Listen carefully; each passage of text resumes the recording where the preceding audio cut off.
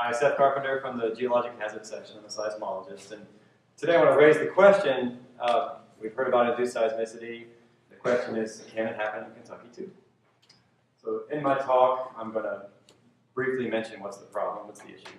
I'm going to give you a little bit of feeling for earthquake magnitude because it maybe is a concept that's not understood to the point where it's helpful.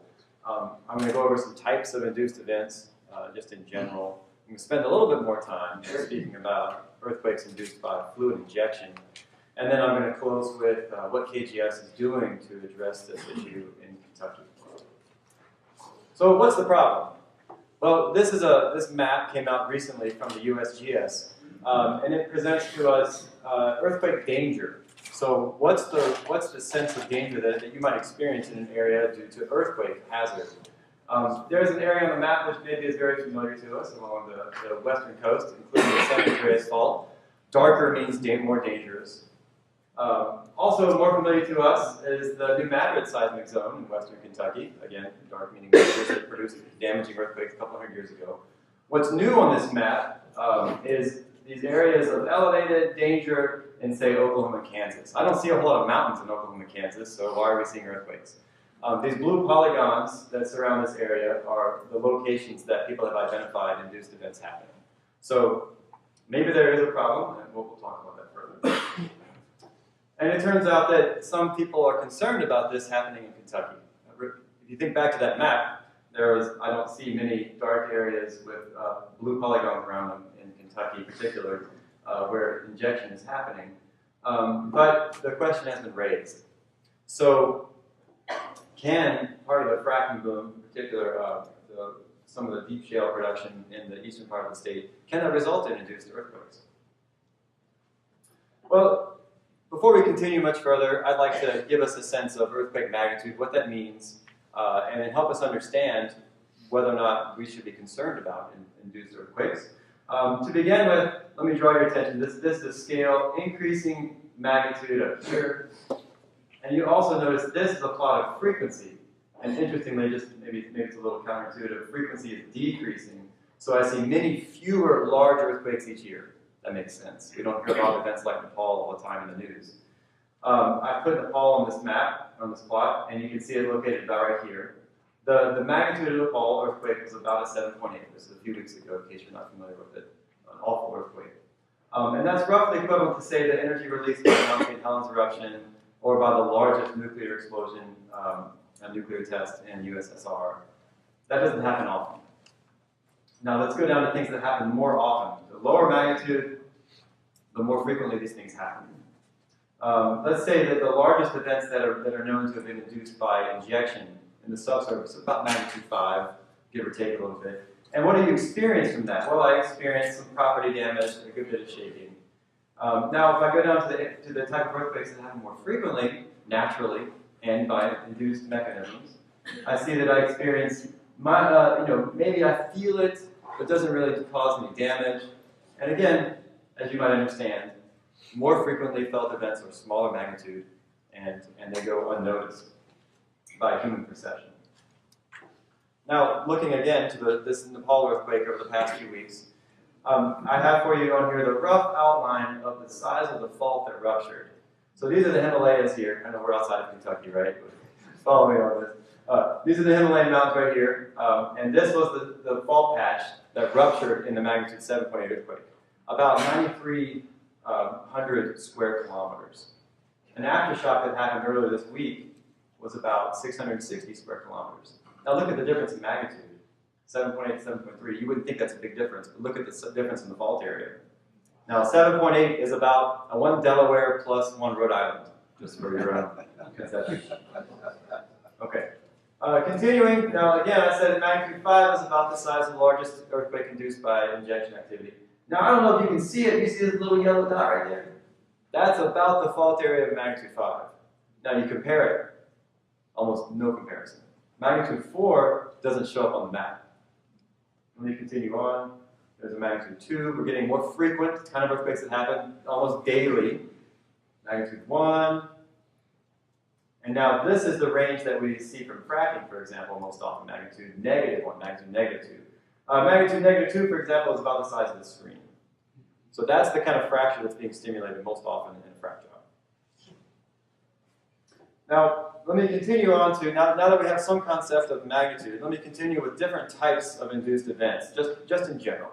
I'm not going to spend a lot of time on this, but the study of it began in the late 1800s when people felt the first events and wondered if they could be correlated with human activity. And it turns out that in a gold mine in Johannesburg, production began in the 1880s, and then by the 1890s, people were feeling events. It took a couple more decades, people discovered the mechanism was the removal of the mass of the gold.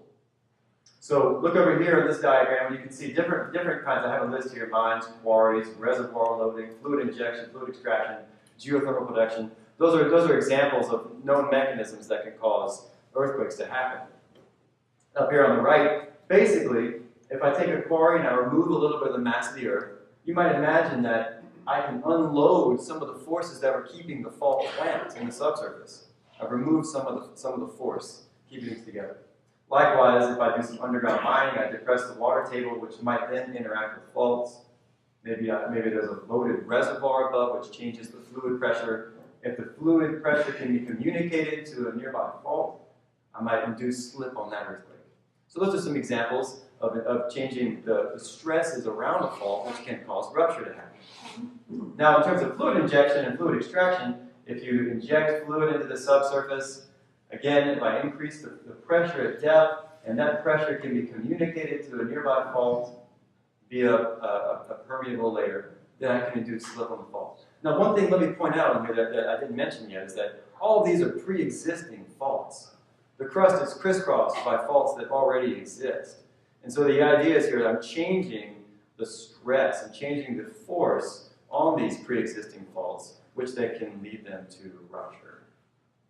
And finally, as a final example, by removing fluid, you change the mass, as well as just changing the amount of confining pressure, which can cause pre-existing faults to fail.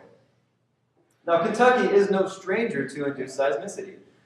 This map is a map of earthquake locations. At least the circles are all what were previously thought of as being earthquakes. But upon further review, seismologists determined that many of those are not in fact earthquakes. The dark circles are. But these gray ones, for example, over here, maybe around Perry County, those resulted from roof faults up to magnitude 4. So that's a large amount of shaking that people would have experienced from a roof fall. And then the white circles are blasts that were confused as being earthquakes. So it turns out that daily, this is about 12 hours of shaking from our seismic station down here in Perry County. About 12 hours of shaking, and I look down here and I see squiggles throughout the day. Those can be considered a type of induced event, and I estimate the magnitude of those as being about 2.5. So Perry County is getting shaken by magnitude 2.5 several times a day. Another example of induced earthquakes that has happened in Kentucky was in the 90s in Clinton County. Now these are all micro-earthquakes, teeny tiny. Nobody feels that. The only reason we know about it is because of instruments. But magnitude negative 2.5 to about 0.9. And it turns out that with oil and gas production, the reservoir was changed, the pressure was changed, and so little earthquakes were induced that then delineate nice faults in the subsurface. But none of those would have even been felt. So again, this has happened in Kentucky before. Now I'd like to spend just a moment to help us understand the big issue now is induced earthquakes from fluid injection. So I'm gonna work on that concept just a little bit with you with this cartoon diagram. Now one thing that's important to note is that to induce an earthquake, you need to have a whole set of ingredients. If I try to make a cake without the flour, it doesn't work out, right? So I need a set of ingredients that come together here to actually cause an earthquake to happen. First of all, I need to inject fluids into the subsurface. That makes sense. So here I've injected wastewater down into a permeable layer. It's called an aquifer on here. And here's an example of a frac job going to a horizontal well, putting pressure down into the subsurface. So that's an ingredient. I also need some pre-existing faults. So here in yellow arrows, I've labeled for you some faults that already exist in the subsurface. Now to make those faults fail, the geology, the geologic conditions have to be just right. The tectonic stresses have to be just right to lead those faults to failure, even with the fluids. In this case, this section of crust is being stretched. So it's an extensional environment. Now, for example, if instead I put this fault into a different environment, I'm going to rotate it a little bit here, and put the stress coming this way. Well, the faults are coming in and out of the screen here towards you, and if I put the tectonic stress in and out of the screen, there's no reason for those faults to fail. Okay, there's no differential loading on them, so to speak, even if I pump a lot of fluid on there. I also need a pathway, like I mentioned a moment ago. This may be a permeable layer, which will allow the pressure increase here at the the well to increase and be transmitted to the fault. And then I need enough time and a volume to actually get those pressures there and then to cause an earthquake to rupture.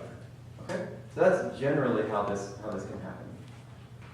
But that said, the ingredients have to be just right. There are hundreds of thousands of these wells, wastewater wells, that operate in the U.S., and very few have been associated with earthquakes. So it's an important point. Now, again, this is an issue that is known about at this point. This is a map of earthquakes magnitude 3 and greater from 1970 through 2007. This plot over here on the far side, I'm losing my pointer here, but the far left side, you'll see shows you generally a constant increase in the number of earthquakes, an accumulation at a constant rate of earthquakes that have happened since 1970. Now, all of a sudden, when we get to the shale gas boom, the number of earthquakes in the U.S. above magnitude 3 in central and eastern U.S. has increased dramatically. Let me go back and forth there a second. You can see the yellow dots, compare them to the white dots. And if you focus over here, again, on Oklahoma, you can see the flashing pointer, in Kansas, there's a big change.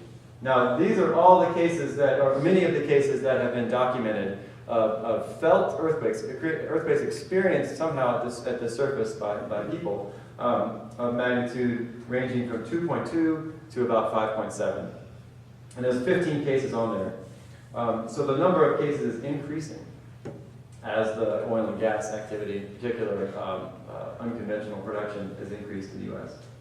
Now I'm going to talk about this just quickly, this case in Guy Greenbrier, Arkansas, a case close to home, where this is an area where there was wastewater injection occurring in these wells, which are orange here. These lines here are faults that are in the basement rocks. And it turns out that in this case, between 2010 and 2011, that by injecting and in trying to increase permeability to inject more fluids into the subsurface, people used faults to do that because they are more permeable in this case. And so the faults were actually able to communicate some of the pressures to a new fault. And interestingly, this red box right here delineates the earthquakes that were induced because of the sequence. Earthquakes started when injection started and then stopped soon after injection stopped. So it seems to be a well-documented case of having induced earthquakes in our area. Well, let me ask the question again. Can induced seismicity happen in Kentucky? And the answer is yes. We've already seen there's examples of mining-related earthquakes. As well, you might remember there was the case of the oil production in the 90s that caused micro-earthquakes to happen. So yes. But now you have a concept of what those magnitudes mean. And they're small, but they do happen. Will Kentucky have a problem like elsewhere? And we're going to see bullseyes like this elevated hazard here in Kentucky. Well, to address that question, KGS has begun a collaborative project to study the issue in eastern Kentucky. The purpose is to collect new data. And we want to use that data to establish background levels of natural small earthquakes. We also want to be able to study whether or not current oil and gas activities and wastewater injection can be inducing earthquakes that may be very low level, imperceptible. But we'd also like to be able to identify characteristics that we can use, that will help us discriminate between the natural and the man-made. We've already established collaborators on this project. Nanometrics is an instrumentation company, and they also employ research seismologists, and they're going to join us on this project, as well as working with the Earth and Environmental Sciences Department of UK. And we're currently seeking, in fact, we feel like we already have a connection with the oil and gas industry to join us on this project as well. Here's the area, the Rome Trough of eastern Kentucky. This is a background map showing you orange is natural earthquakes that have happened before. Purple or triangles are the location of pre-existing seismic stations to help us study the area. Now let me add to this map. Of note, I have labeled on here the 1980 Sharpsburg earthquake. So that in the vicinity, there have been large damaging earthquakes. The blue circles are currently operating Class 2 wastewater injection wells within the Rome Trough. Those blue stars are deep oil and gas wells that have been permitted, if not drilled, in Lawrence and Johnson counties. And then finally, here's our network. So this is what we plan to deploy to help us study this area. Installing this network will increase our ability to detect and to study microseismicity on a new level. So here's where we are in the project. We've purchased the stations from Nanometric. We've established participation partners on the project with Nanometrics and the Earth and Environmental Sciences Department at UK. We've cited locations for the stations, and we continue to seek industry partners. If you care to join, please come talk to me afterwards. So, can induced seismicity happen in Kentucky? Well, yes, we've already answered that question in part. But also, by definition, fracking, which has happened for decades in Kentucky, makes earthquakes. That's how you increase the ability to produce oil and gas. But you now understand those are small earthquakes, very small. But one thing we have to say, though, is that the increased production of wastewater injection could increase the likelihood of felt earthquakes. That's what we hope to study. And so finally, we just want to take home this message about you need the right ingredients to make an earthquake by human activity. We're investigating this issue by establishing background levels of the natural microseismicity, to looking for events that may be induced by these activities, and finally working to discriminate between the natural and the man-made. So thank you very much, and I'll take any questions.